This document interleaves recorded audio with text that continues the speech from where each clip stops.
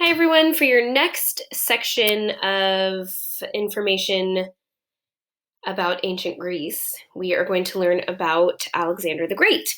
You will be listening to or reading chapter 30 in History Alive. I will have the PDF and my recording for you on Google Classroom. You do not capital N, capital O, capital T have to take notes on that chapter. I just want you to listen to it or read it and get some extra information about Alexander the Great. And then you're going to do a mini Q. Don't worry, don't panic. You are not doing an essay with this mini Q. You simply have to follow the steps of the mini Q, answer all the questions, and then at the end have a thesis or claim with your three main reasons from either information from the textbook or information from the mini Q that you're going to download.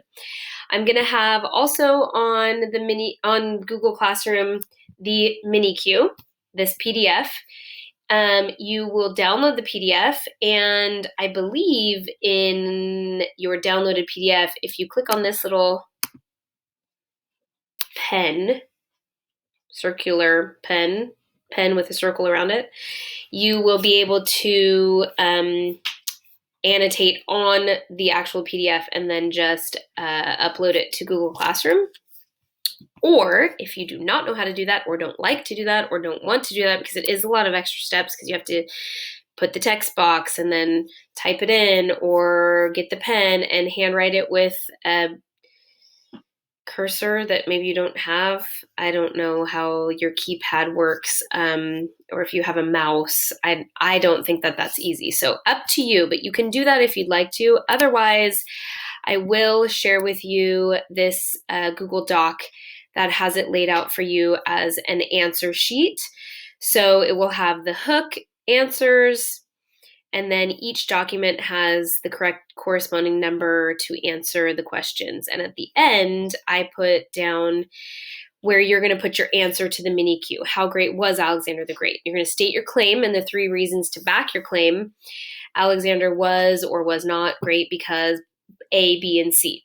You will just put this here. It does not even need to be a paragraph. You can if you want to, but it's really just going to be he was or was not great because A, B, and C. Those are your reasons from either the mini Q or the textbook. We're not worrying about citing sources. We're not worrying about any of that for this one. This is just for you to get some good understanding about Alex, good old Alex, my best friend, Alexander the Great. Just like any other mini Q, it's going to have a hook. This one's pretty simple.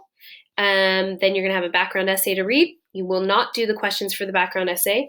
There's a nice color version of the map of his empire. It's sideways. Sorry, that's how I was able to scan it for you.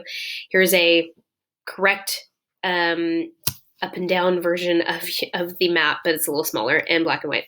Here are where the questions start, okay?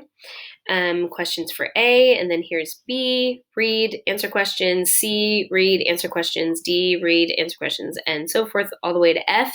You do not have to have complete, full, detailed sentences, but at least complete thoughts and ideas, as in it needs to be answered, and it needs to have proof from the document that you've answered it, okay? You don't need to annotate all over the sides and put notes and stuff like we do in class, but just get as much out of this mini Q as you can about Alexander the Great. Was he great? Was he not really truly as great as they say? And that is what you're doing for the chapter 30 section of ancient Greece.